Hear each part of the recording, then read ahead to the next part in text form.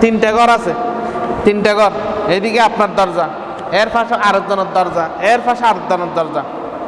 তাহলে এই প্রতিবেশী ওই যে 40 ঘরের মধ্যে এইটার অধিকার বেশি। সুবহানাল্লাহ বলেন। এইটার অধিকার বেশি। প্রতিবেশী যে যত কাছে তত বেশি কি গুরুত্বপূর্ণ। এবং এই প্রতিবেশী বিভিন্ন ভাগ আছে। বাক্সমূহের মধ্যে নিকটবর্তী প্রতিবেশী, দূরবর্তী প্রতিবেশী, দূরবর্তী প্রতিবেশী। আবার প্রতিবেশী সমূহের মধ্যে কিছু প্রতিবেশী আছে আত্মীয় প্রতিবেশী। আত্মীয়, আমার ভাই যেটা আছে সেটা আমার আত্মীয় প্রতিবেশী, আমার ভাই যেটা আছে সেটা আমার আত্মীয় প্রতিবেশী। নোয়াখালী থেকে যিনি আমার পাশে ভাড়া নিয়েছেন উনি আমার অনাত্মীয় প্রতিবেশী। কথা বুঝছেন কিনা? আমার ভাই যেটা আমার পাশে বাস করে ইনি হলেন আমার আত্মীয় প্রতিবেশী। যিনি অন্য জায়গা থেকে এসে আমার পাশে ভাড়া নিয়েছেন উনি হচ্ছেন অনাত্মীয় প্রতিবেশী। দোনোটা প্রতিবেশী, একটা আত্মীয় একটা অনাত্মীয়।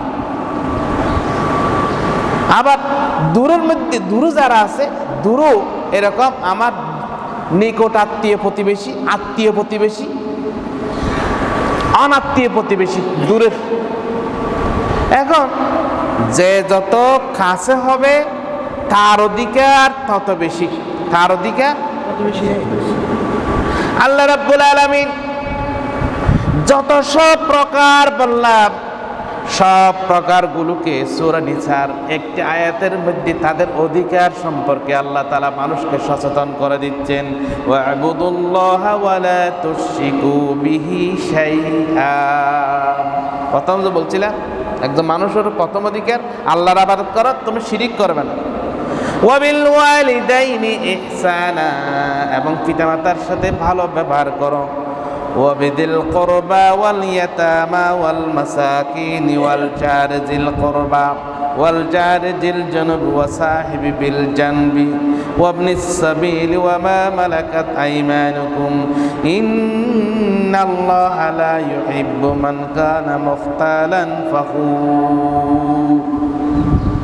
আল্লাহ রাব্বুল আলামিন বলেন তোমরা আল্লাহর সাথে আল্লাহর ইবাদত করো, তার সাথে শিরিক করবে না। পিতামাতার সাথে ভালো ব্যবহার করো এবং তোমার নিকট আত্মীয় প্রতিবেশীর সাথে, তোমার নিকট যারা প্রতিবেশী আছে, আত্মীয় প্রতিবেশী, অনাত্মীয় প্রতিবেশী, ইয়েতিম, মিসকিন এবং তোমার যারা দূরাত্মীয় প্রতিবেশী, তোমার যারা খেলার সাথী, চলার সাথী, ব্যবসায়ের সাথী, সর্বপ্রকার প্রতিবেশীর সাথে তুমি সুন্দর আচরণ করো, ভালো ব্যবহার করো।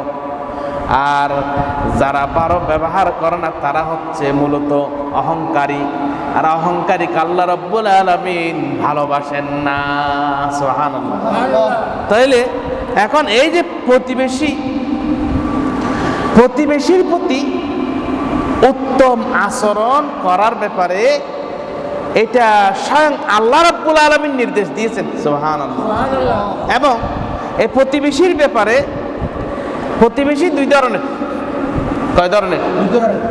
এক ধরনের প্রতিবেশী ভালো প্রতিবেশী, আর এক ধরনের প্রতিবেশী খারাপ প্রতিবেশী।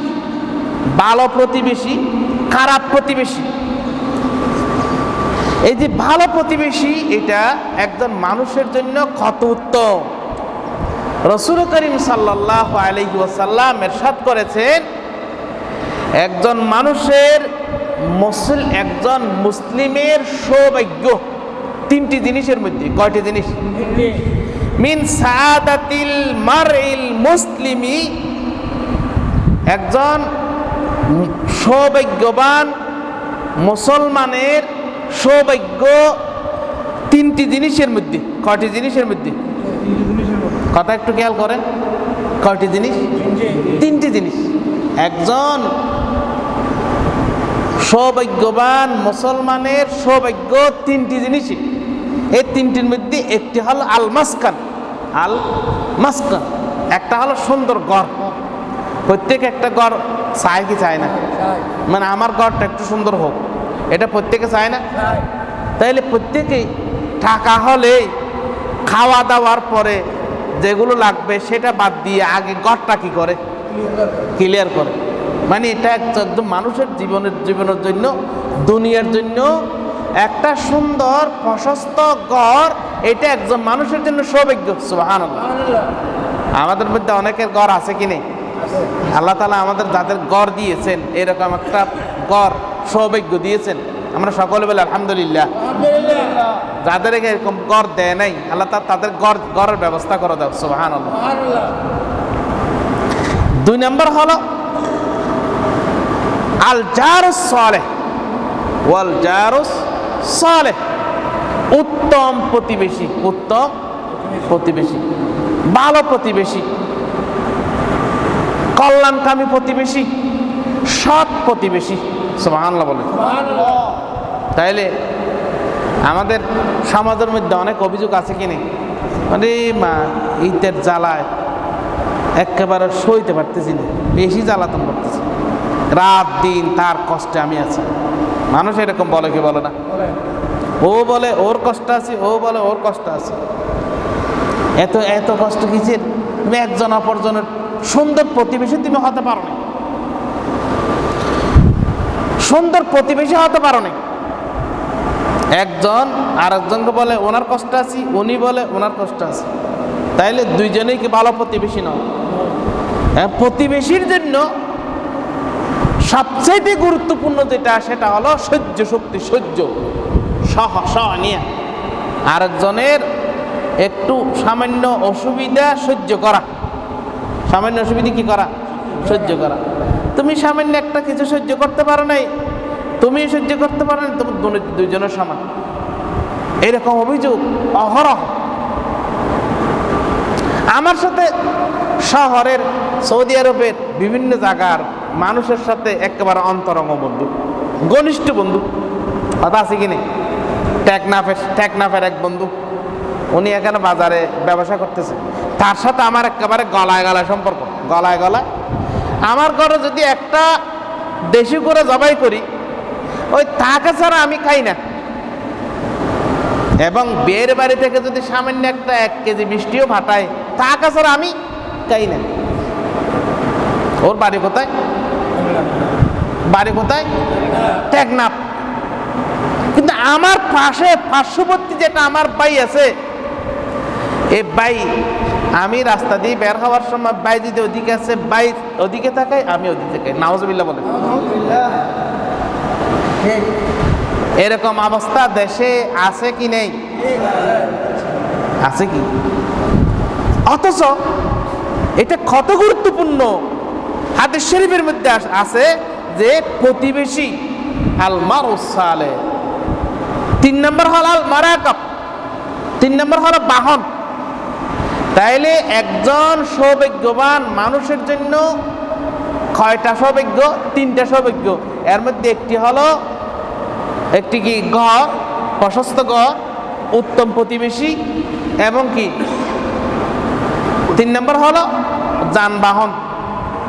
তাইলে হাদিস শরীফের মধ্যে আছে, রাসূল করিম সাল্লাল্লাহু আলাইহি ওয়াসাল্লাম ইরশাদ করেন, খায়রুল আসহাব ইনদাল্লাহি তাআলা খায়রুকুম লিসাহিবিহি, খায়রুল আসহাব ইনদাল্লাহি তাআলা খায়রুকুম লিসাহিবিহি।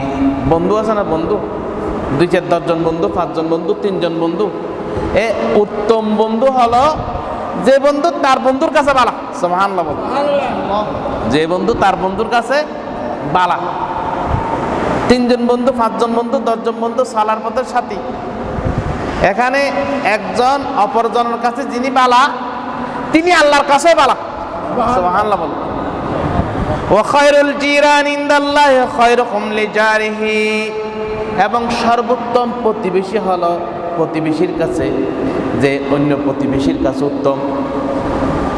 আশেপাশে যারা আছে, অমুককে জিজ্ঞেস করা অমুক লোকটা কেমন, বেশি ভালো মানুষ, বেশি ভালো মানুষ। কথা ঠিক আছে কিনা? এই যে প্রতিবেশীর কাছে ভালো, সে হলো আল্লাহর কাছেও ভালো। সুবহানাল্লাহ। আচ্ছা, আমরা কি আল্লাহর কাছে ভালো হতে চাই কি চাই না?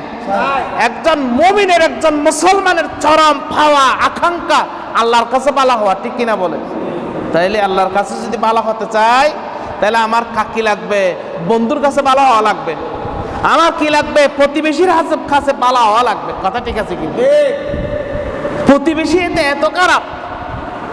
রাসূলুল্লাহ সাল্লাল্লাহু আলাইহি ওয়াসাল্লামের যারা প্রতিবেশী ছিলেন, তারা ঘর থেকে ময়লা আবর্জনা এমনভাবে ঘরের সাথে লাগিয়ে ফেলতো, এখান থেকে লাফ দিয়ে খাবার বাসনের মধ্যে পড়তো। নাউজুবিল্লাহ বলে।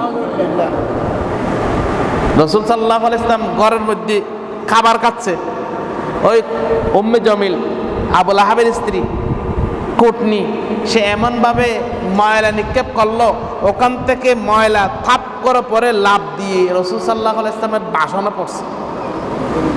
এটা প্রতিবেশী? এটা কি প্রতিবেশী?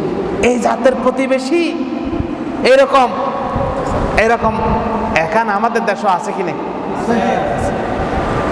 এই যে আমি একটা দাওয়াল আমি একটা কি করতেছি, সীমানা প্রাচীর দিচ্ছি। কি দিচ্ছি? সীমানা প্রাচীর। আজ সীমানা প্রাচীর যদি আমি দিই, তাহলে একটা লোহার যেটা কি দে, লোহার ফিজারা দিতে হয় না, ওই ফিজারাটা তলে 10 হাত, 5 হাত, 2 হাত তলে, ওর জমিতে 1 হাত ঢুকানো দরকার আছে কিনা? এটা সীমানা প্রাচীর যদি হয় ঢুকানো দরকার আছে কিনা? হয়তো 1 ইঞ্চি দেওয়া যাবে না। নাউজুবিল্লাহ বলুন। ওদের কসম করে বলছে, এরকম মানুষ আমার চোখ পড়ছে।